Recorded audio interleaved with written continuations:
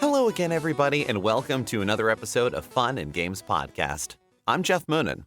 And I am at AK Stormageddon. And you're listening to episode 197. And this episode, we didn't quite know what we needed, what we wanted, something modern, something vintage. I don't know. I think we should just go with something classic. To join us on this episode of Something Classic, a composer, producer, and member of the team of the recently released Quartet, the 16-bit throwback modern JRPG. We are joined by Tyler Mire. Mr. Mire, thank you for joining us. Glad to be here. Thanks. Tyler, this feels like a true full circle moment. When we met at MagFest back in, 2019, back when the world was very different. Yeah. I remember meeting you and, of course, seeing the pixel art for Shadows of Adam, one of your earliest games, looking at it and going, that looks like something I'd play. And your tagline never left me. When I asked you about the game, the first thing you said was, well, we made an RPG for people who have jobs.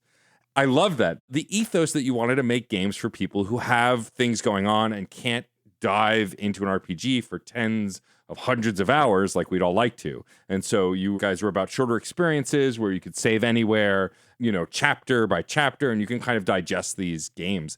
I guess to start, before we get into Quartet, which I think probably still has some of that ethos, what made you guys want to do that? Was it because you guys had lives and you had trouble playing as many games? Like, where did that inspiration for that kind of ethos come from?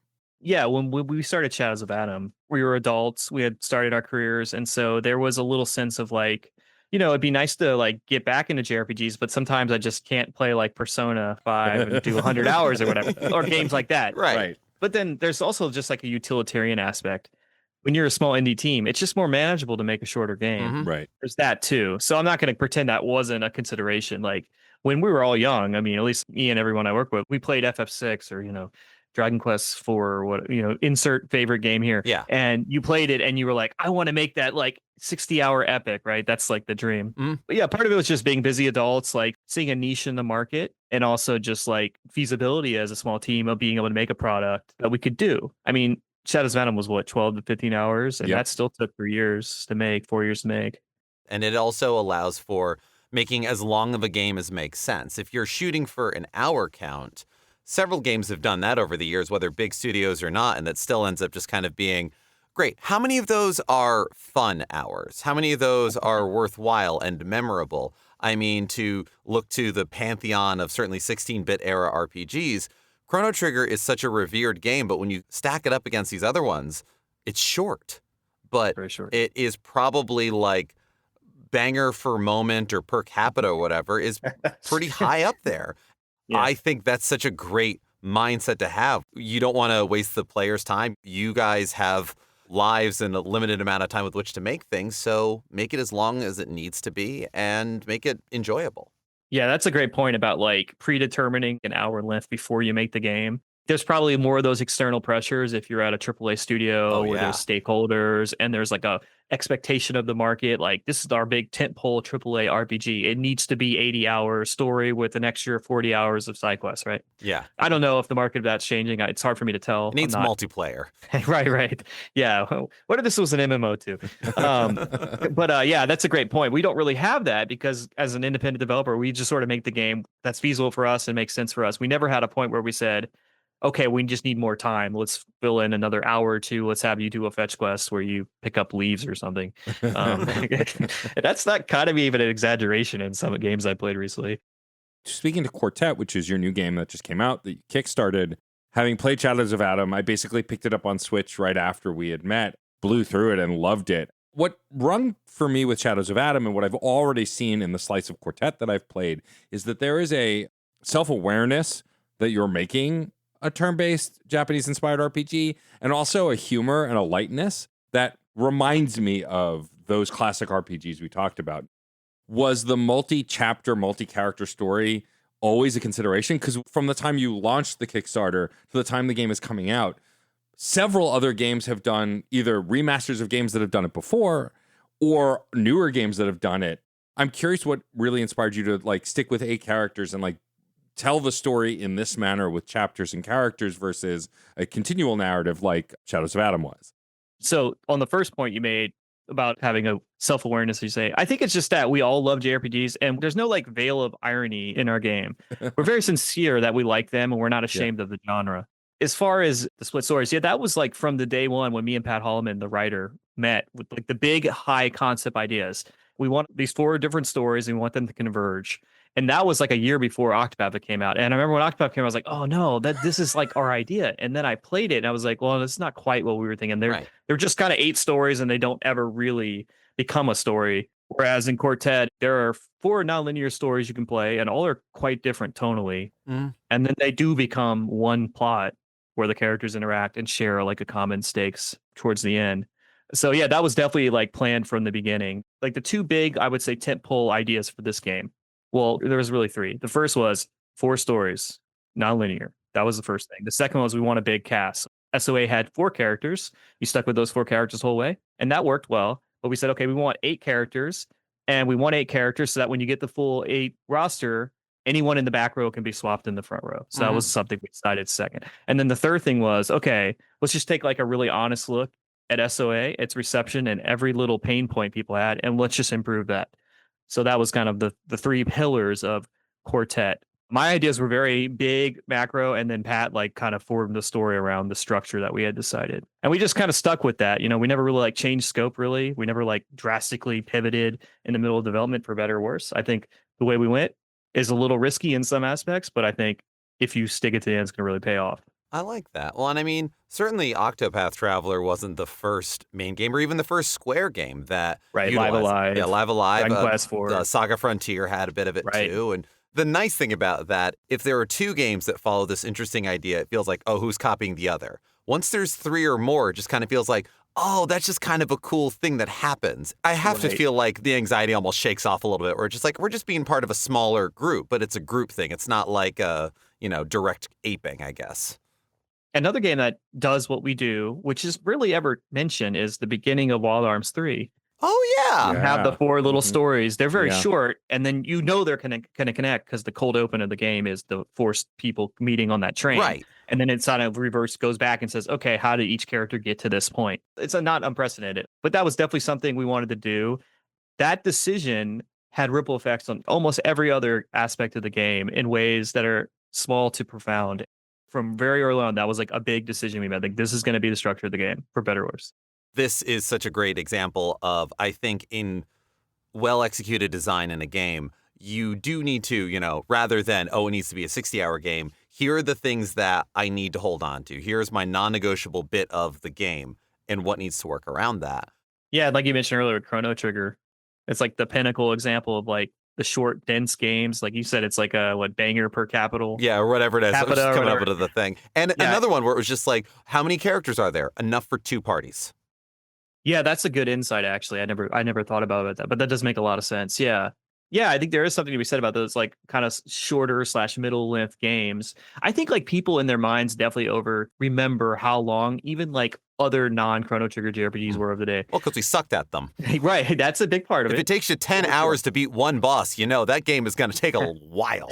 You think back to like FF6 and the first 2 Breath of Fires. They're not like egregiously long games. Like they're like if you play like FF6 with like the zippy pacing and the pretty tight and pretty breezy gameplay, and then go and immediately play like Persona 5, it's like, oh my God, shockingly different as far as pacing and length. And how much time you get to be in control while it happens. There are cutscenes and story beats that happen within Final Fantasy VI, but you are largely moving and controlling the characters. Persona 5 has style oozing out of everywhere that is medically possible for style to ooze out of, and then some. But there's so many cutscenes, there is so much voice acting, there is so much story that is so cool. I cannot argue with how cool it is, but if you have to retry a boss over and over again, or if you just kind of want to like, I've got an hour, how far can I get through this game versus this game? That's where it starts to get in the way, and that's where this ethos for Shadows of Adam, for Quartet, really shines. Yeah. And it's funny, we keep talking about Persona 5, but there was a summer before I had kids. I was in my basement all summer after work, and I played Persona 5 and Dragon Quest 11 back to back. Wow. Whoa. I think that broke me for long games for like a good few years. That'll do it. I think actually I played Grandia 2 before Persona 5, which isn't a super long game, but I played like 3 meaty JRPGs. But after like I only played 100 hours of Persona 5, which apparently I didn't like scratch like half the side quests. Like I was like, Yeah. how could there be more? Like this game is so long. Yeah. Yeah, I'm one of those people who like keeps telling myself I'm not going to keep playing RPGs. I need a break. And yet I've played this year Claire Obscura, Fretless. I'm playing Quartet. It kind of is never ending. I started Persona 4 Golden, right? These kinds of games are really deep embedded in my heart. My favorite game of all time is Chrono Trigger. And so like I'm going to always gravitate towards these games. And before we dive deeper into like what Quartet is and the minutia within it, I do want to talk a little bit about kickstarting it because you did kickstart Shadows of Adam as well. Both of them got funded. Is there something specific about Kickstarter versus there are other platforms these days? Like probably when you did the first game, there were less of these platforms, but now there are more. What made you want to come back to Kickstarter? And what did you learn from the Shadows of Adam Kickstarter when kickstarting Quartet? So when we did the Quartet Kickstarter, I think it was just familiarity with the platform. Right. You know, that account has done another Kickstarter, or there could Yeah. be some crossover. As far as lessons learned, yeah, I mean, this is a little tongue in cheek, but not kind of sincere. One thing we did at the Shadows of Adam Kickstarter that ended up being really cool in retrospect, but probably we shouldn't have done because it took so damn long. One of the things we promised at a higher tier was like a strategy guide. Yeah. And that ended up taking quite a while to make. It ended up working out great because when we did our physical release a couple years after the PC release, they printed out a physical version of strategy guide. I have it somewhere in my office. Nice. I don't know where it is, but it's really cool. So that's really special. But you know, it's really hard to correctly scope out Kickstarters. I pay a lot of attention to Kickstarters that go on now with the other indie RPGs or AA stuff. The way you get a lot of money is to promise a lot of physical stuff. Like Yeah. people love swag, and that's great. But like when you know how much that actually eats into your profit, when we made our Kickstarters for Quartet and Shadows Adam, like this was money. If we did not get it, the game probably wouldn't happen or be significantly delayed. Like every cent of that Kickstarter we used to buy tile set art and monster art and et cetera, stuff we needed to get. You know, if you could raise $200,000, if you sell like a plushie or something, but then like 30% of that is eaten with costs. Like to us, that was never a great calculation. It's tricky though, because I do see like a lot of, I think like a dirty little secret. Like I put my cards on the table. We needed our Kickstarters to make our games. Right. I'm not independently wealthy. It is what it is. But I do know some Kickstarters that come out and I look at them and I say, I see the game and I see it's asking for like 30,000. I'm like, you can't make this game on 30,000. I know that for a fact. Mhm. This is a marketing pitch. This is to gauge interest. So in a way, those kind of Kickstarters don't really matter if they promise a bunch of physical. It's just to get like hype around their game. Like, and who cares if like you raise $300,000 and we only get 100 of it? This was never about the money, right? It makes it a lot easier to release those physical pieces because you're not kickstarting the game, you're kickstarting the swag. Yeah. And it's just like, it's sort of like Kickstarter, I've noticed is like kind of become for some projects, not all, of course, but some projects is just like a way, like a proof of concept that there's interest in your product. Yep. Which I don't know how I quite feel about that. I'm not here to throw shade on other people. I think consumers will probably get a little more wiser to that, a little more skeptical maybe. But like, I would just say like, if you saw Kickstarter and it like looks ridiculous, like the graphics and the scope just looks so amazing and it just feels too good to be true. And you see they're asking for like 20, 30, just take a second and think, okay, they probably got a team of 20 people. You can't pay salaries for 3 years on that much money. So, you know, just like something to think about. I think the thing that I love about backing indie RPGs, especially although indie games in general on Kickstarter, is like getting to go on the journey. I think one of the most satisfying things of like backing Anton Blast, which came out last year, was I love those kinds of games, but then I got to hear the devs talk about their ideas. I'm very nerdy about the process. Like to me still, as many developers I talk to, as many composers I talk to, even knowing the lingo and the tech, it all still feels like a magic trick. But I like going on that ride. And you have been, because you are basically the face voice of a lot of the Kickstarter responses, you guys are very upfront about, you had a spreadsheet showing the progress, like very detailed, especially as things go longer and take more time. You were very upfront, very clear, like here's what we were aiming for, here's where we are, this is what we're trying to do. And I appreciate that because you could just as easily, like there are some people on Kickstarter who are making games who are maybe a solo dev who send a message a month, don't give really any transparent updates other than I'm working on it, which is legit, like however you want to communicate. Sign of life. Yeah, right. Yeah. But I appreciate, as someone who did back the game, that you guys kept us in the loop, and like you really wanted to bring us into the process, share songs as you were working on them. Like all of that stuff is really great. Is that also that kind of community management something you learned from the Shadows of Adam Kickstarter? Yeah, definitely. Getting people to sort of like be a part of the story, I think is really important. It could be a thing where like if they like feel like they're a part of it and like they are a part of it, they help kickstart you, they're giving feedback or whatever. Yeah. Even if they like play the game and it's not like everything they hope for, they still have like I was a part of this. Like I'm invested in its success. So they're I think that's really important and really special. But yeah, from Shadows On, I learned a lot of that. I mean, I was thinking about this the other day. I was like, man, when Shadows of Adam was coming out, I was married, but I had no kids, and I was just like a different part of my life. So like, I just had the time to like go on Twitch and just like lurk in everyone's stream and get a sense of like, okay, these people play these RPGs. Like, I'll hit them up one day, and I just did that for like a year or two, just like building those like relationships. Right. Yeah. I just unfortunately don't have as much time to do that now. So I'm grateful that people have been reaching out to us, which is really encouraging. With Kickstarter, you're asking people to be a part of a story, but also they're taking on a little risk. Like there's like an implicit like, hey, I'm giving you this money, but I know it might not pan out. And like, I'm not going to like jerk people around. I want to like give them the product that I promised them. So yeah, we try to be transparent with our updates, and a monthly update show like more granular details on the updates, make sure people knew we were working on stuff. I'm glad that came off that way. I would always get to the end of the month, be like, okay, I got to do this Kickstarter update. Like, what am I going to share? And there was also the consideration, like in the last, like, especially like half year, there was so much time spent on the chapter 11. Because chapter 11 ended up being not scope creeped, but like we just really blew up the extra character quests at the end because we really wanted it to feel like FF6, World of Ruin kind of thing. Ooh, yeah. They really spent a lot of time where every character has like their own little quest that sort of like gives them a character arc, and you get some swag for them. And really, it really came out quite well. So when we were stuck in chapter 11 a lot, it was hard to share stuff because I didn't want to spoil it. But then at the same time, you want to share stuff because you want to show that you're doing. But like, if I show you this screenshot, that's a banger. Like, it's going to spoil this whole character arc. I don't want to do that. So it's tricky. And it also makes sense that, well, like you were saying before, with Kickstarter, sometimes you're trying to raise money to make the game happen. Other times you can just raise some money and promise all kinds of cool shit. Like here's the vinyl soundtrack, here's the plushies, here's acrylic standees, whatever else.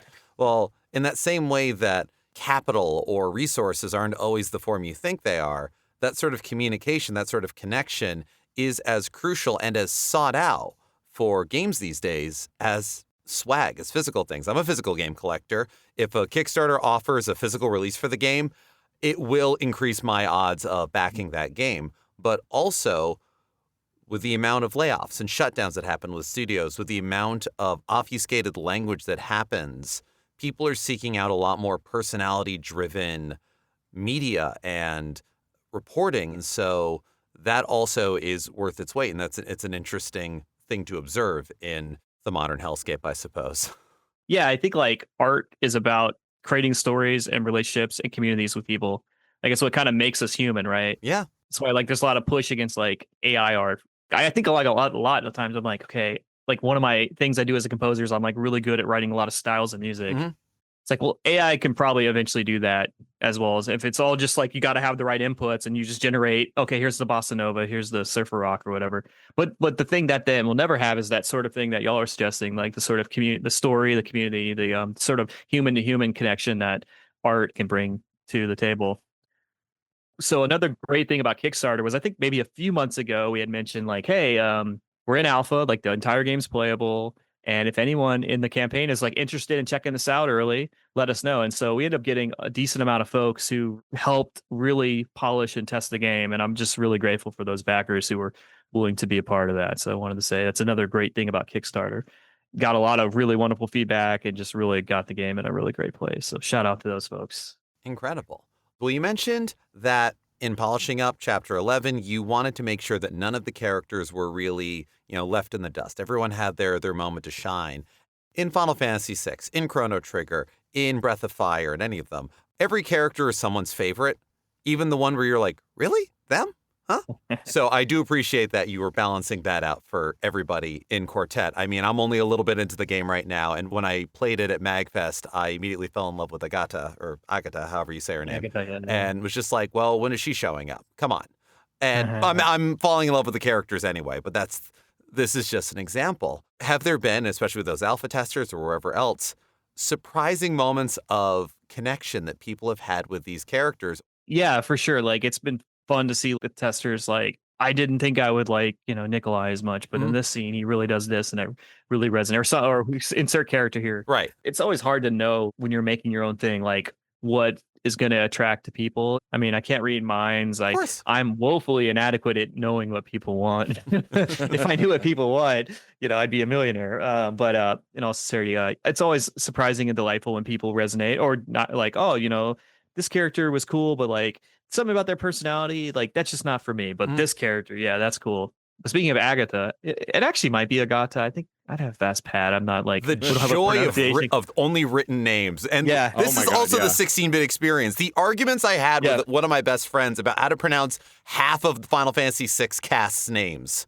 Is it Cels? Is it Celeste? Is it Cecil? Is it Cecil? I had to argue down Locky. Yeah, that's definitely wrong. That's like objectively That's wrong. You should objectively- actually go to jail for saying that. I have to make fun of Pat Holloman, who's the writer. He has a video out on his YouTube he made like 8 years ago about Chrono Trigger's plot structure. He has very interesting ways of saying all the characters' names. He says Lucca. I mean, I've heard Lucha. Yeah, he's what did he say, Lucca, and can't remember the other one that's like a little strange to pronounce. But anyway, he's just getting like roasted in the comments. Well, now I'm just trying to think of, the Corono, Marley, Lucha, Oh, is it Epoch or Epic? Is it the I British? always said epic. Yeah. Well, epic is how you pronounce that form of time, isn't it? Yeah, I assume that was the pun. Yeah. with it. I mean, as a kid, but- I said Epoch, but then Well, I same. learned I mean, that that's it's Epic. We all said epoch because that's how it was spelled. Yeah, You didn't right. want me to say epoch. Why'd you put a P in it? Right. I always called it the epic because I didn't start playing Chrono Trigger until later.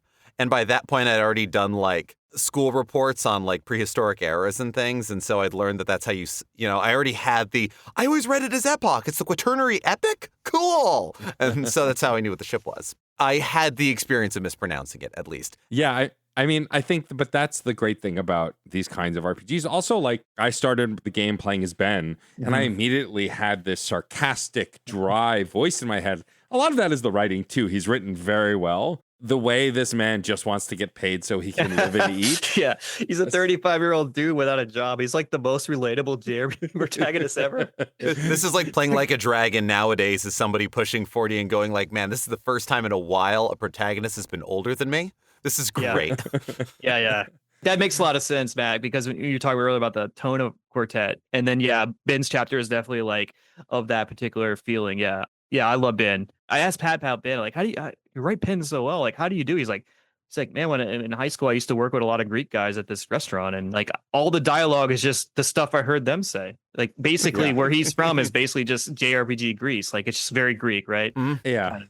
And I love that because it's something I recognize, growing up with a lot of Greek friends, and like the way the names are both kind of fantasy influenced and kind of Greek influenced. I think that's kind of brilliant. I also like the way that you design the 8 characters because there's some non-traditional characters. Like you have what amounts to, I don't know if it's different in this fantasy world, but a hippo as a party member. Yeah. I love that. It's so interesting when games take things that you might have seen in movies or TV or cartoons or even just kind of do their own thing and like, it may appear weird without context, but that's, I think, the style of RPGs on the whole, right? You look at a picture and go, well, I have no idea what's going on, but I want to find out. I think that having an animal companion as well as human companions is a really compelling idea because not a lot of RPGs do that. Or if they do, it's like an additional character. It's not like a static party member. And so I thought that was a really neat idea. Yeah, that was like when we were planning out like the 8 characters and the 4 stories. Like, I just remember saying, I want an animal character. I was like, okay, put it on the list. And I said, I want a robot character. Now, Zikaron is not technically a robot. He's more of an ancient memory golem.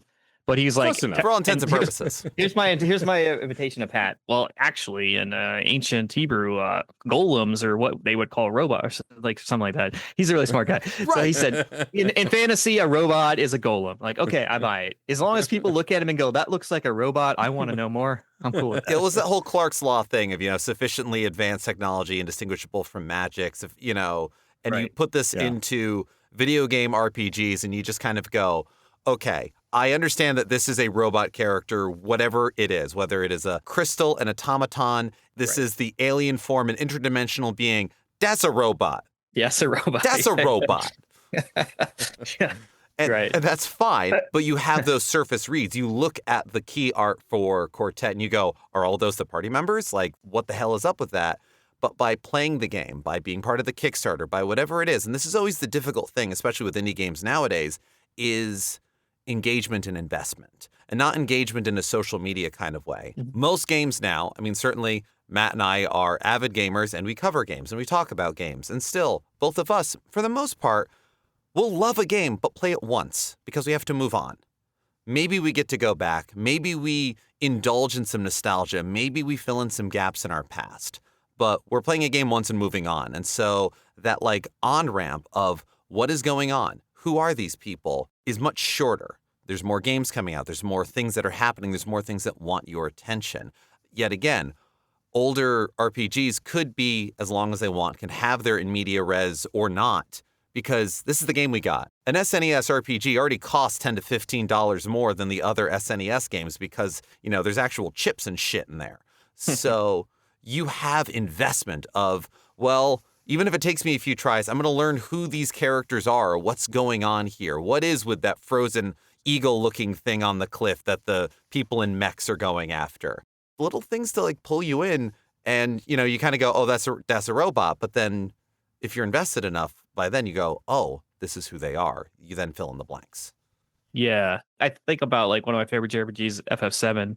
And one thing I always really struck with me about that game was the characters had this incredible intuitive surface level coolness Yeah. to them. And I think that's really important. I think that's not to be understated. But when you play the game, it's like, oh, this is who Cloud you think he is, but he's actually this. And that's what makes the character more interesting. Same with Aerith and Tifa. Like they're like kind of the greatest examples. Like you look at Aerith, she looks like kind of the demure, nice and tidy female archetype. The white mage. Yeah, right. And Tifa's more like the looser, like more sure of herself. But it ends up being the opposite, where Aerith is actually like a really confident woman in the world that kind of knows what she wants, and Tifa's the opposite. So like that's like I always find that stuff interesting. One of the things I say as a risk in Quartet, but I think also is like a real strength of it, is that because of the nonlinear nature, where there are 8 characters in the game and there are 4 stories, so each story has 2 of the 8 characters and several guest characters just to give you some gameplay variety. But because of that, you really get to know each character pretty well. So by the time their chapter is concluded, you got a good sense of like who they are as a person, what they want, what their relationships are like, and then you also get to kind of know them as they are in the gameplay. And we try to really do a thing where the gameplay mechanics really are resonant with who they are as characters. Like Matt's playing Ben's chapter, and Ben's whole thing, this isn't really a spoiler, this happens very like immediately in his chapter. He's getting mobbed by some gangsters at his restaurant, and he's trying to fight back. He's like hitting them with a spatula, right? And he's not doing any damage. And then he shoots a spatula and like a lightning bolt comes out. And he's like, ooh, I didn't mean to do that. What happened in Ben is he randomly learns how to use magic. And so like in the first few fights, he's not doing it very well. Like you have a scripted fight where he shoots a lightning bolt and you just miss.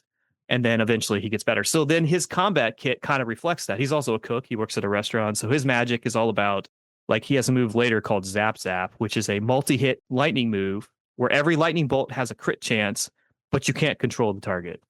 So it's like, I'm going to get 3 to 5 hits. I can't control the target. And every hit could randomly just crit and do double damage.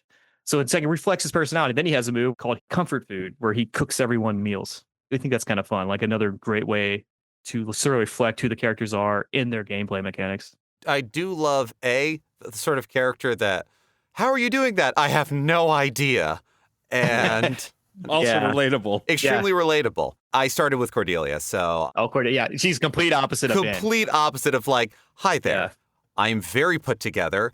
You will not believe how well put together I am. We are going to do an exam about magic. It's basically a tutorial. I'm giving the tutorial, okay? Look at how in universe, everything is going to run the way it's supposed to. Yep. Yeah, Cordelia is very type A. Her experience with magic is that she comes from a society where everyone is a magician. Yeah. Everyone uses magic. It's just something everyone does. In their society, you learn magic. You learn how it works. There are certain spells you cannot cast, and this is the way it does. And yeah, she's tutorializing in the game universe, but also to the player. Right. It is a very fun way of teaching a bit about her world and a bit about how the game works. Even that idea of early on, there is an idea of, do not cast non-lawful magic. And then the argument over what constitutes illegal magic within the system. Yeah, it's a heavily regulated society that she's from. That's sort of the way that magic works where she's from. Whereas Ben, people just sometimes harness magic randomly. And there's like a whole society of guild hunters essentially that have to deal with that Agatha's a part of. That's where she comes in. Mhm. That sort of thing that each chapter has in common is like where they're from, how does magic work? Because magic is really a metaphor always in these stories, right? Always. Magic's a metaphor for how does the world work. It's an easy way to show it in a fantasy genre because magic resonates with fantasy genres, Mhm. and it also resonates in gameplay because it's a freaking RPG. Of course, there's going to be magic. Yeah. Like we've seen magic in RPG since D&D. Yeah. So it like resonates really strong. Like it'd be boring if Cordelia's chapter was just her like as a parliamentarian doing legalese documents on like laws or whatever. Like you put magic, like, oh, fantasy, cool, I get this. Oh, I get to blast people with ice, cool. Yeah. Yeah, if this guy has taught me anything, it's you do need to liven up Parliament meetings, but it is possible to liven up Parliament meetings in a video game. Right. Or you could be like that Italian parliament where they're looking at like saucy photos of Tifa or something. The jump. I mean, that was an accident, but we're back to Final Fantasy here. Yeah, no, magic is a metaphor, and in so many ways it is about agency, it is about exerting, it is about control, whatever else, and it is also about zappy lightning bolts. Yeah. I do want to, of course, speak to your specialty a bit and talk about the music. So I love, of course, the music in Shadows of Adam, and so I'm excited to get another romp. So these are the favorite kinds of games of me and Geoff where it looks like it could run on a Super Nintendo, but it definitely could not run on a Super Nintendo. Yeah. The music also, it always sounds like it could, but obviously you're doing things that you couldn't do on an SNES sound chip. When you're composing for a game like this, or any of the games that have this like pixel art aesthetic, do you go in with those parameters or do you just kind of see where it takes you? I think I just kind of go where it takes me. I'll be completely honest. I'm not great at getting like hardware specific sounds. Like that's like a real skill set. I feel like there's a great game coming out called Shrine's Legacy.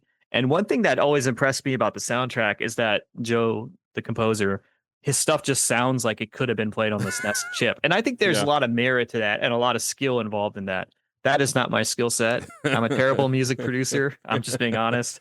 Musically, I definitely try to keep the ethos of a lot of those older tunes. Like I'm heavily inspired Mitsuda and Uematsu, of course. Oh, yeah, like it feels cliche to say, but like it's almost understated how incredible they are as composers. Especially Uematsu, just so versatile. And like I feel like his big strength as a composer is that whether his tune is dense or light or simple or complex, they're always just like kind of songs. Like he writes songs. Yeah. That's something I really admire about his writing. There's always like a song like element of it. So I try to carry that, of course, into the music. One thing that's really a big departure from SOA. SOA, I really stuck to like a sound font and a couple like default sounds on every kind of track kind of had a very similar. It was 16-bit across the board. If it was, even if it was an agnostic, but it was of that. Yeah, like some kind of like adjacent 16-bit ish kind of sound. Yeah. With Quartet, I've said, okay, you know what?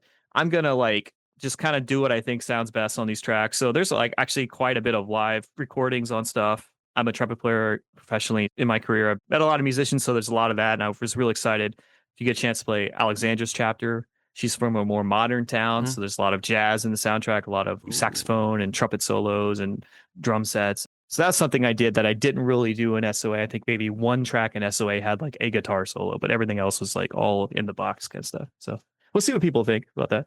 I mean, I've been enjoying the soundtrack so far. I do have to wonder, as a fellow trumpet player, and you're definitely a far more experienced and better one than me, is it nice to just not have to worry about trying to make a fake trumpet sound because it never turns out right? Yeah, it is funny though, because there are like certain kind of like things that are written that only sound good on those keyboard trumpets. I always think of like Battle on the Big Bridge. Yeah. If I were to live record that, I wouldn't even know how, like, I'd be like, how am I supposed to play this? Like, I can technically play it, but like to get the right sound, it's very difficult. In fact, a lot of tracks in Quartet that were not like jazzy or funk, which really just feel very intuitive for me to just put trumpets on and I could just play in that style and it works. But like stuff that's kind of like not video gamey per se, but sort of like that crack, I would be recording trumpet. I'm like, I don't know how to really sound right. I almost kind of just want to use the sample. It's like sacrilegious as that to say, because there's just like something that it gives. But I tried when appropriate to put I mean, I own a trumpet. I play trumpet professionally in theory. So I try to play what I could. But you get to make the choice there, and I think that is the Yeah. crucial difference. If you're Right. composing entirely using synthesizers and keyboards, you do have to learn how to get those textures just right, because it'd be so much easier to use live brass, but I'm going to do my best here. Yeah. And looking at your work and looking at your YouTube page and where you post things and everything else, you do work in a lot of different genres and styles, and I think that speaks more to skills as an arranger. Yeah, that's like a way, there's like composing, which is like generate completely original material, and then arranging, where my day job is like as an arranger with one of the army bands up in the DC area, and basically they say, okay, we want an arrangement of this Kelly Clarkson tune or whatever. So I have to learn the tune and then arrange it for the giant concert band. That's definitely a different skill too. I actually kind of prefer composing over arranging personally. Arranging is really hard for me. It's a distinct sort of thing, yeah. I agree. And also what you're saying earlier with like just manipulating the samples and stuff, I think that's also like a very, very hard to learn skill. I'm not saying this to be fake humble. Like, I do feel like I'm just not a great music producer when it comes to that stuff. So I really respect people who can make those samples really sound good, or make stuff that sounds like it came from a Super Nintendo. Like, that's a skill that like it's just a little beyond my ability level, honestly. For me, creation of music, creation of any art, but I am a music first person, that it is about solving a problem. If you are composing something, it is the problem of how do I convey this through music. And nowadays, if you're trying to do the more classic thing, or if you're inspired by Uematsu or whatever else, a lot of modern game music is less intrusive, I suppose. And so you get a lot more atmospheric that you can't hum back. And people trying to recreate like, oh man, like the catchy things from when we were little and from early arcades and things like that feel a little too simple or repetitive. And definitely Uematsu did a great job. Like you said, like the man wrote songs. You could hum it and do it and it would just kind of go. Whereas arranging is absolutely, oh yeah, we're going to play a Kelly Clarkson song with an 80-piece brass band. Well, you can't just transcribe it. You have to, what works for this, what works for that. And the same goes for making the sound fonts. It is solving the problem of conveyance. And I guess that carries into making the games as well, where that kind of thing is, you leave off a semicolon and it doesn't work. That's a little easier. That's the sort of thing of like, did you write the half note over the break line? Oh my God. He's saying it left out a semicolon. I'm getting PTSD already. Yeah, that's a good way to look at it. Like like especially as an arranger, I think you're right. It's like a lot of just problem solving, right? I think video game music is really particularly challenging because it has like some very idiosyncratic constraints that are unique to the genre. The most obvious one is that the music loops. You think, oh, what's the big deal? But like, that's a huge deal. It's a huge deal.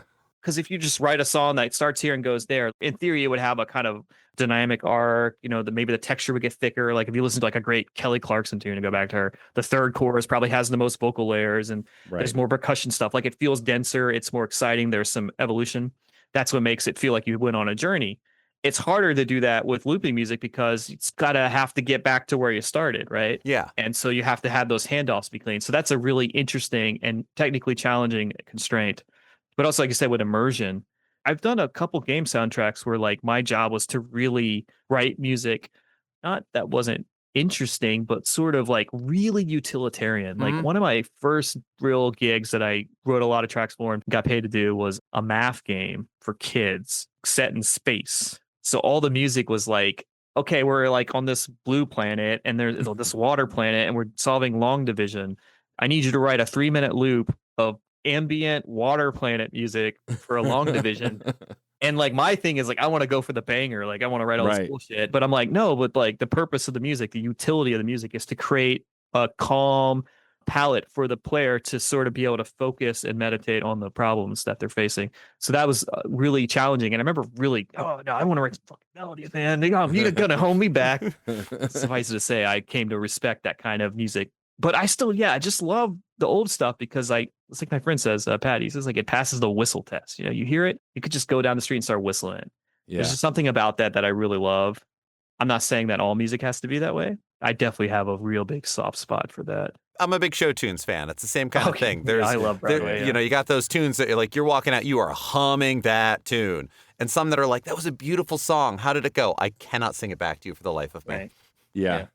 Speaking to memorable songs, RPGs are often known for their character themes. And I would say that most RPGs revolve around those character themes. But I would think with something like Quartet, with 4 stories and specifically 8 characters, there must have been more of a focus on those tunes to create a theme for each character. What's the order of operations for some of the creations? Are you provided like a screenshot or a character design before you start composing? Are you just given a synopsis or a gist to work off of? How do you find those characters within the music? So the 8 character themes were like some of the first tracks I wrote for Quartet way back in 2018, 2019, whatever it was. Pat Holloman, the writer, basically just put a giant spreadsheet.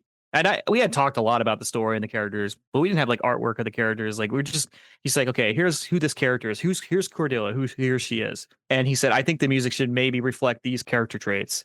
And that's basically where I kind of started. With Cordelia's character, her theme was supposed to sound very proper, right? He said it would be cool if like it followed all these strict like guidelines of like Western voice leading and stuff. Baroque as hell. Yeah. Maybe not as much harpsichords, but no, but yeah, just like formally, like this chord goes to here, it functions, but then he says as the song goes on, there should just be like little cracks of vulnerability. So that was basically how we did all the character themes. He just sort of wrote up things, and when Agatha was interesting, I remember like on the sheet it would say like Agatha is from a barbarian tribe, but she's very well learned and world smart. So to sound this way, the music should sound like sophisticated, but it should be played on all like metal instruments, wooden instruments. So that was like a really cool idea. Like Pat gave me a really great inspiration.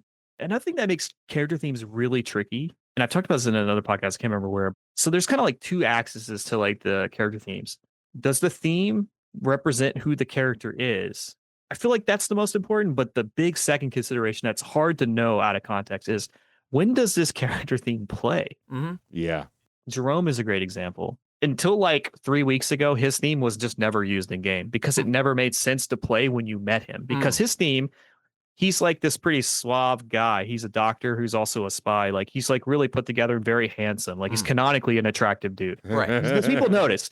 So when I wrote his theme, I wrote kind of like that energy, right? But then when you meet him, he's like kind of incognito and he's trying to keep his cover low. So it didn't make sense for him to come out and singing, it didn't make sense to have that energy. So that second element of like, when does the character theme play, is almost as important and tricky to figure out sometimes. Like Cordelia's theme, one of my favorite themes I wrote for the game, really only plays in one cutscene in the entire game. It's when she has a flashback where she's recounting something that happens with her father. And that's when her theme plays. And that's the only time you hear it in game. Now, there's songs later in the game that reference snippets of every character theme. We don't have like a FF6, like they get in center stage and the spotlight goes on them and their theme plays. Like it's not that wall breaking. Character themes are fun, but they can be tricky because the context in which they appear in the story. Like if it's like a real high energy character, but for some reason they are introduced in a non-high energy way, that could feel a little dissonant. But when it works to the scene, like a great example is Ayla from Chrono Any Trigger. of those. I was Any and all of those. Yeah, right. All of them. Although the moment you mentioned her name, though, the theme is already playing. Yeah. You can see her scene where she comes out. She's like shredding the reptites. Like it's got kinetic energy. She's punching and kicking. It really works for her character and the scene. That's a great example of like when it really works for both. It feels especially resonant. I think Frog's theme is similar too. Right. Absolutely. Or I think of Shadow's theme in Final Fantasy VI. Like the first time you really hear that, you go into a tavern area where he happens to be, and it's kind of like he's like the man without a name. Who is that mysterious masked mercenary over there? And the theme fits. Yeah, I love that theme. It's kind of aside on that. Like, how could Uematsu get away with this stuff?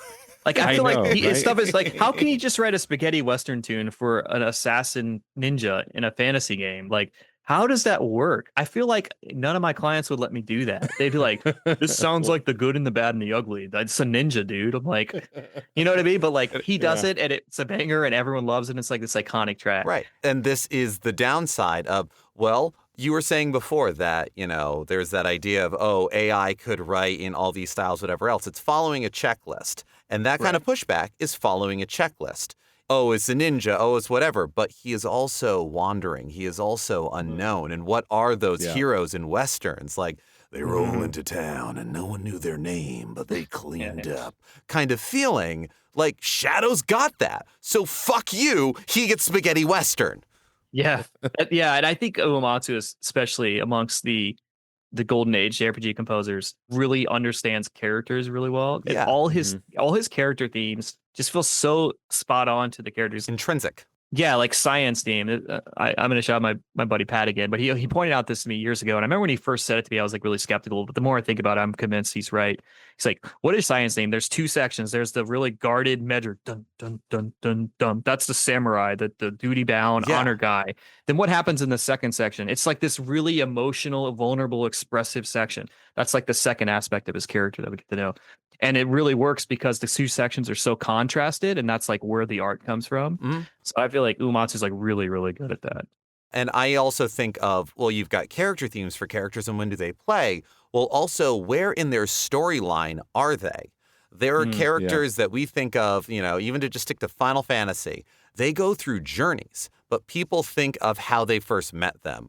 Wakka is far less bigoted by the end of Final Fantasy X than he is at the beginning. But everyone remembers the teachings, and everyone remembers how he started because that is how we think of him. But he goes through a journey there, and that's one with voice acting and everything else. We can hear it from John DiMaggio.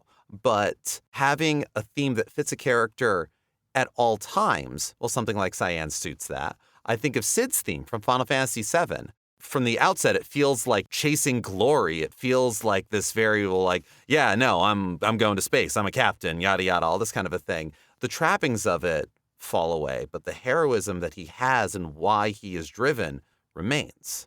He's not necessarily as dynamic of a character, but he does have a journey. Yeah. So having those apply as well is another layer to that challenge. Yeah, I like that insight. Almost like thinking about what you just said and like riffing off it for a second. I almost feel like Cid's theme is how he sees himself. Yeah. Or almost how he wishes he was. Right. Kind of, yeah. Like the point of view of Cid's theme, because when you meet him, he's like, well, go speak to the captain. I'm the captain. Yeah. You know what I mean? He's got an image of who he thinks he is, who he wants to be. And his theme really like, this is who I want to be. Who's who I'm projecting. But yeah, you're right. It's not quite there. Whereas like someone like Realm's theme, it's sort of how Strago sees Realm. Yeah. Sometimes a theme could be like, depends on the point of view. Is it how the player sees a character? Is it how the character sees himself? Is it how another character sees that character?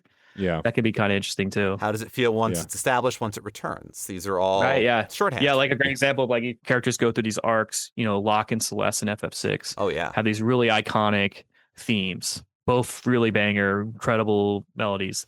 And then what happens at the end game when you're escaping Kefka's tower, when he saves her, they play their melodies in counterpoint. Yeah. And they kind of work together in a just beautiful harmony. But it's really powerful because you've like, you associate those motives with those characters and they work together in a new way, which is reflective of the characters. Is really beautiful and very effective. Yeah. I mean, I love also that characters can change the context of their own themes. I think of my favorite character probably in all of RPGs and my favorite character theme, which is Magus and Magus's theme. When you first fight him, that theme means one thing. It's intimidation. It's overpowering. And then if you choose to fight him again in the second act or third act, however you want to slice it up, the same music means something so different, right? And it even, I think, is composed a little differently for that second battle. The whole arc means something else. He has themes technically, I guess spoilers for a very old game, but for like his younger self, as you meet him in the future, like has a theme that's also resonant in a different way. That kind of thing with RPGs. And what I found that I love in the music that you make, Tyler, is that you have that complexity and you bring in those different genres. It's funny, the first time someone pointed out to me that Magus's track is just a bossa nova track, I went, no. Yeah, it oh is. my God, it is. And it's just like there's the like you could dance to it in that way. It's just, I love that. Like once it kicks up, in the same way that when you first figure out that Robo's theme is basically never going to give you up, which is just still the greatest magic trick to show to people who played for the first time. I mean, Magus's theme is also a great deal more high energy than you would typically associate with a bossa nova, even if you are sort of following certain rhythmic rules. There again, the idea of like, well, what is video game music? And is it, chip tunes and beeps and boops? Is it just music? Is it more akin to film music? Is it whatever? This becomes that greater argument of what are the rules? Should there be rules?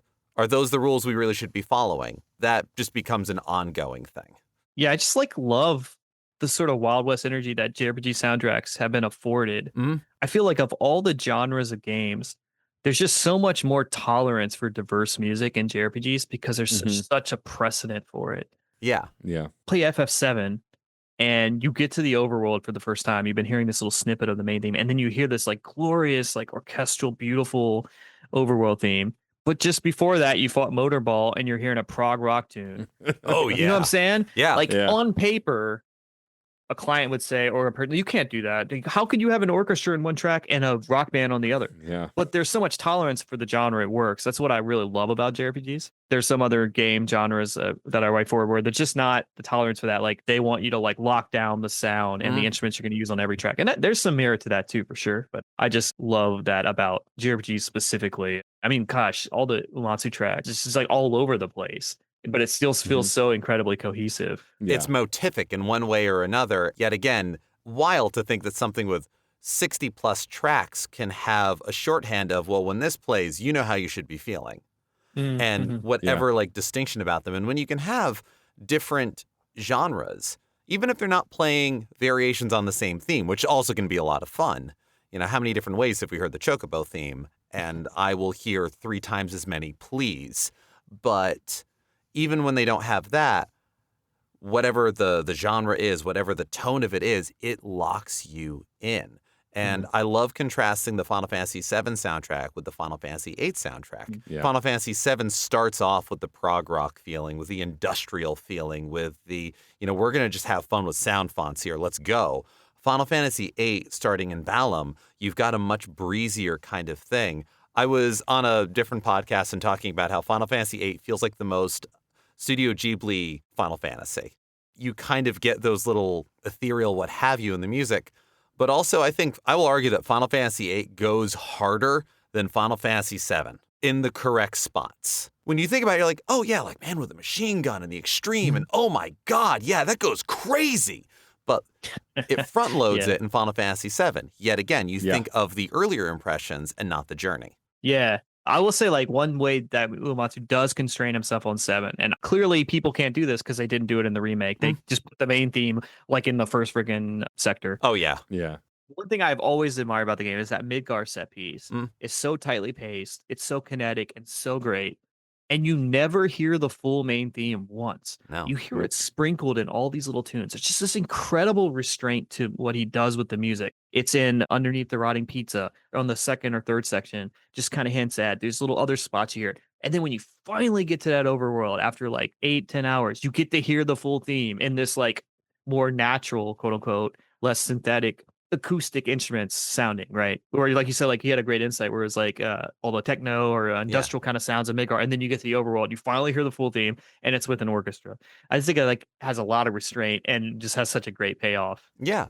And it is one of those ways where if this is your first time playing Final Fantasy VII back in 97, you don't necessarily know that's the main theme, but you're hearing stuff in the music, and then you recognize something once you get to the overworld, and you eventually realize, oh, this is the main theme of the game as you play through it. But you can argue that if we want to get like high-minded and pretentious, like, well, that's the natural world trying to break through the industrial complex that Midgar is built on top of it. It has these technological things, but the planet is trying to fight its way through. But it also is just really good restraint, and it's really good world building so that when you get to these tunes, you get a payoff because people have already been consciously or subconsciously hearing it and vibing with it. I don't put it past Uematsu for thinking that deeply about it. Honestly, don't. Oh no, absolutely not. Yeah, like you can't have both one of the best Final Fantasy composers ever and a metal band playing some of the best Final Fantasy and not be a brilliant genius. Like the first time I discovered the Black Mages version of the Genova theme, and I grew up a little metalhead, I was like, wait, this can't be real. You're not allowed to do this. And then I was like, oh, it's some cover band. And when I found out, no, it's a bunch of video game composers who made a metal band, I was like, well, this is just ridiculous. You can't do that. That's not allowed. And I like that we are basically setting up the career of Nobuo Uematsu as Uematsu no, Uematsu yes. Yes. Watch me. Basically.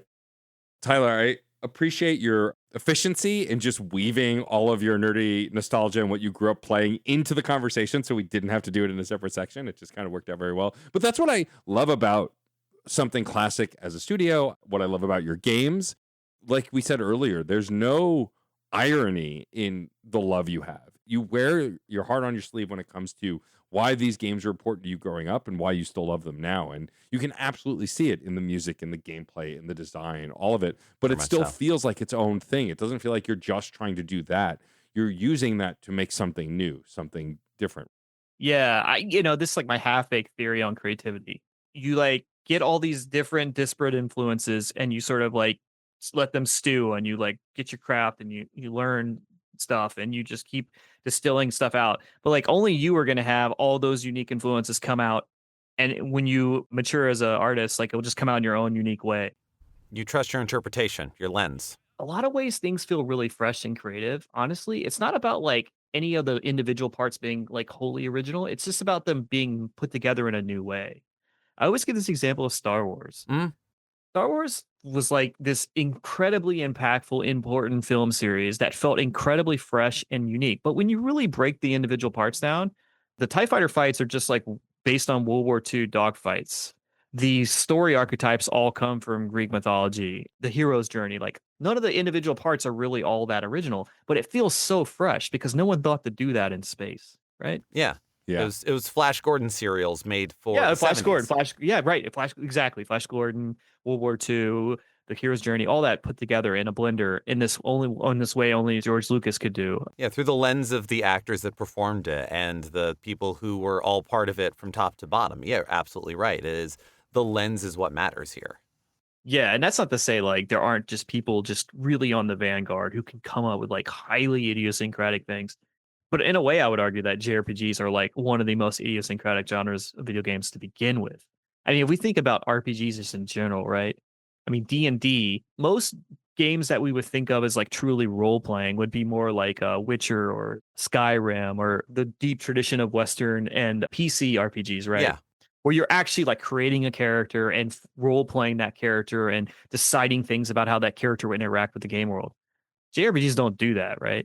You are this character. Cloud is Cloud. He's not going to change. Cloud has to go through this story and do this arc. That is the story. Well, with that, you have kind of the history of different areas, different creators, different cultures, kind of trading games back and forth. What became the JRPG genre was Japan looking at wizardry and going, well, what's our party-based stuff go? Or character-focused stuff go? And then that comes back to America. It's like, well, people really seem to like those. What's our interpretation on that? And the back and forth and back and forth. It is iterative. It is evolving. Art isn't static. It is this but.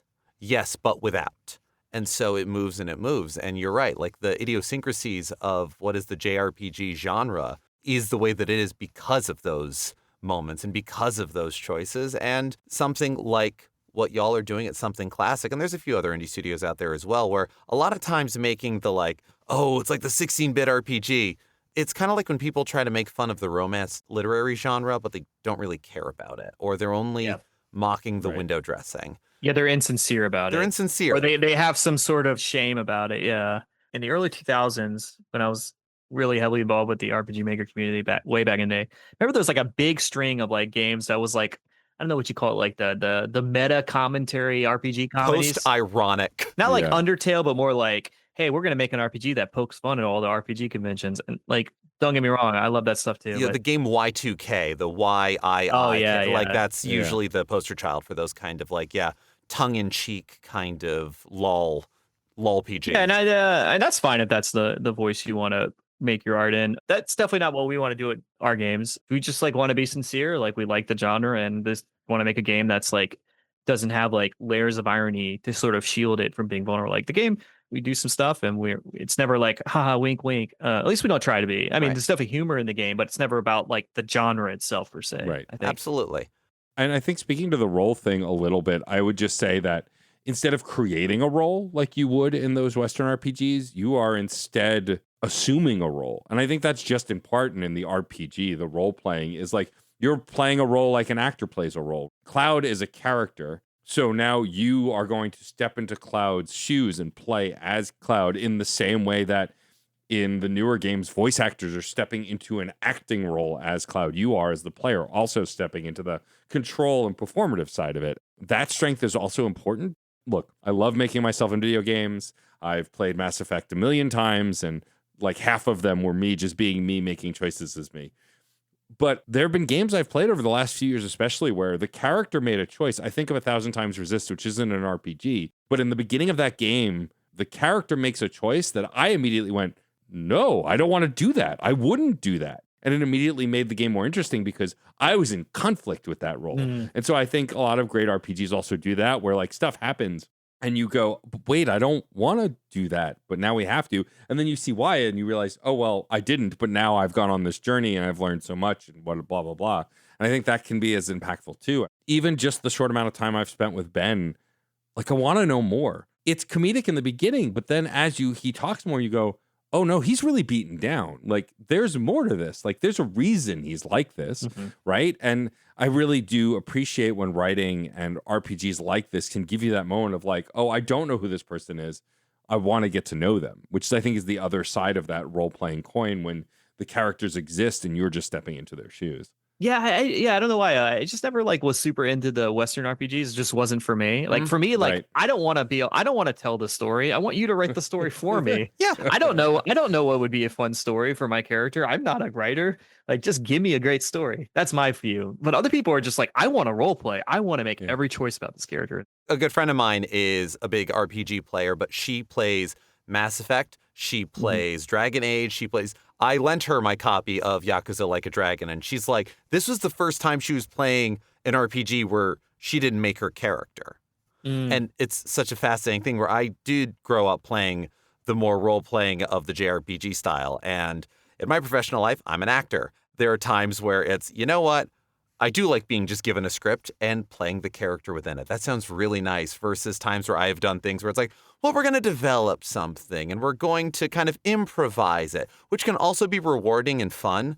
And also sometimes feels like you didn't write a script and you're mining me for writing. Am I getting a credit on this? That's pretty funny. And like you were saying, there's arguments to be made for both and arguments to be made for which is more role playing. Yeah, you step into the role of playing Cloud while Cloud himself is kind of playing a role. It's a Matryoshka doll there. Also true, very meta there. You know what? The crazy thing about Cloud is, and like just how idiosyncratic that game is as a JRPG. You have a pre-written character who is lying to you. Yeah. That's and like don't crazy. know. And you don't know. That's insane. We didn't have unreliable narrators really in mainstream RPGs. Well, we didn't really have mainstream RPGs, but we didn't really have unreliable narrators in them as our viewpoint character. Yes, I know. That's insane. Like that's like so contrary to. Like, can you imagine playing D&D where you're role playing a character that's lying to yourself? Like, how would that even work? There's ways to do it, and there are very good players who do it. But it is very hard to pull off. Yeah, so it's just so like novel and different. I know that's not what we're talking about per se, but I just I love this conversation. This is great. No, it's all important. But Tyler, this has been great. I'm really excited for folks to get their hands on Quartet. By the time this episode airs, it'll have been out for a few days, and people can go grab it on Steam. I know you guys got console versions coming as well. I guess before we wrap up the show, just let folks where they can find you online if they want to find you, where they can find something classic online, and of course all the details about Quartet. Yeah, so if you want to find us on social media, we're on Twitter and Blue Sky. Just look up Something Classic Games. You should be able to find us. Quartet's going to be on Steam, GOG, and Epic Store on initial launch, which I'm time traveling to the future, and its game is out. And then coming to Switch and PlayStation, hopefully by the end of this year. If you like Shadows of Adam, it's just kind of in the similar ethos of a game that respects your time and plays like a classic RPG with really strong characters and breezy pacing. I think Quartet's the game for you. We said Shadows of Adam was a JRPG for people with jobs. Quartet is the JRPG for people with dwindling 401ks. Go check it out. We have a free demo, which the saves will transfer over. So if you get to play the prologue and Nikolai's chapter, who's a sergeant in the army, get a taste of that, see if it hooks you. And yeah, this has been a lot of fun. Thank you. Yeah, this is awesome. When RPGs started doing play the demo goes to full game, like just the greatest invention since sliced bread when it comes to RPGs. Like, who wants to start over? Oh, I can take the thing I did already and bring it along. If you want to start over, you can choose to. That's fine. Yeah, totally. Right. That's always a choice.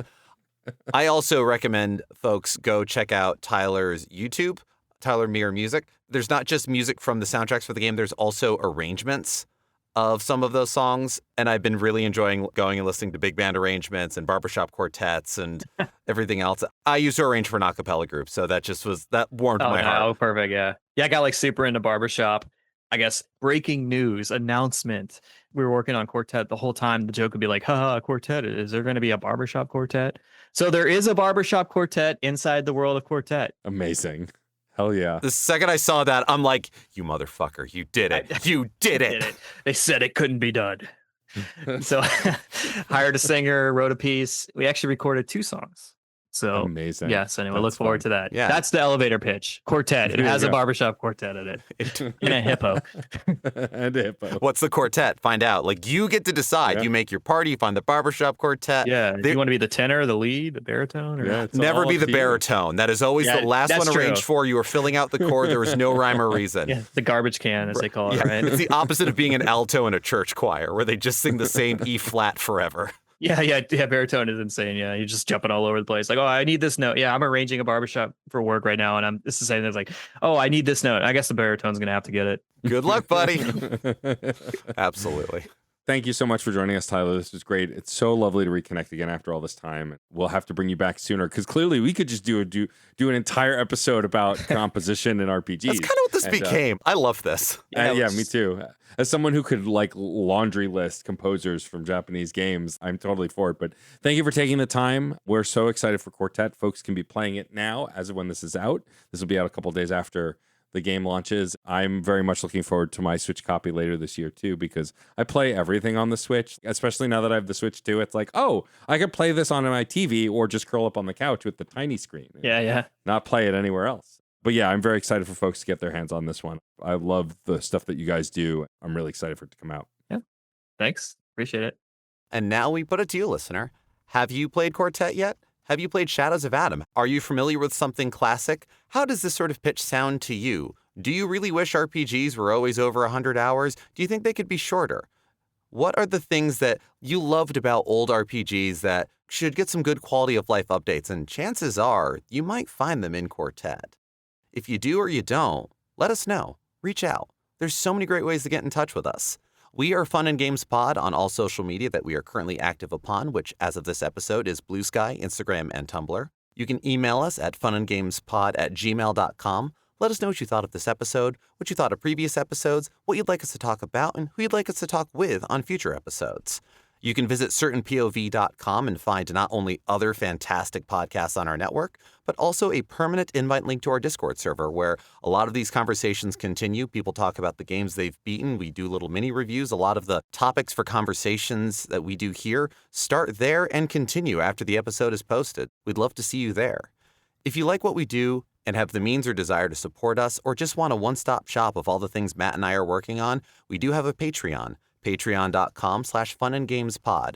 There is a free tier, so if you want to get access to the RSS feed or be part of the polls for what our next console retrospective is going to be or whatever other polls we come up with in the future, you can find it all there. But we are so grateful for all of our patrons, and we especially want to shout out those on the high scoreboard. Today, the high scoreboard is Alex Lavelle, Case Aiken, Daniel Nyden, Alejandro Alves, Chris Copleen, Curly Bright, Film It Yourself, Patrick Edwards, Robert Prine, and Sean Bowen. Thank you so much for your support. Please enter your initials. The 4 elements are approaching. I guess the question is, what will you do next? Of course, also, if you want to support us and you don't have the dollars to throw at us, the monopoly money in excess, then you can also go to any podcast platform and rate and review us. Apple Podcasts, Spotify, Pocket Casts, Overcast, anywhere you can hit a star rating, please do it. It really does help us jump up the algorithm. So when people start Googling Quartet, we'll jump to the top of the list. We would love to do that as well. And we really appreciate that. Also, if you were listening to this the day it came out, Geoff and Sarah are currently at PAX West. I am not this year, couldn't make it, but in the far future, you can run into our producer and my co-host as they run amok and interview other developers. Say hi if you see us, and we'll have some more live interview goodness on the other side of that as well. Yes. If you're listening to this the day it comes out, we have a lot of interviews tomorrow, so pray for Mojo, I suppose. We hope to see you there, and if not, that's totally fine. The internet is a nonlinear experience. As is listening to this podcast, even though there is numbered episodes, it happens as it happens. So whether you're here because you like something classic and you want to tell us your favorite characters, whether you are on the Discord, or whether this is your first episode of Fun and Games, thank you for being here. We couldn't do this without you. This is a conversation. Thank you for being a part of it. I'm Geoff Moonen. And I am at AK Stormageddon. And happy gaming. Hey, Nerf herders. You sure you want to go with that? Hey, everyone? There we go. More inviting. Have you ever had a movie that you really wanted to love, but something holds you back? Or one that you did love in spite of a flaw? Well, I'm Case Aiken. And I'm Sam Alisea. And on Another Pass, we sit down with cool guests to look at movies that we find fascinating. But flawed. And we try to imagine what could have been done when they were made to give them that little push. We're not experts. We just believe in criticism. Constructive criticism. Sure. So come take another pass at some movies with us. And every now and then, we can celebrate movies that did it on their own, too. You can find us at certainpov.com or wherever you get your podcasts. Pass it on. CPOV. certainpov.com.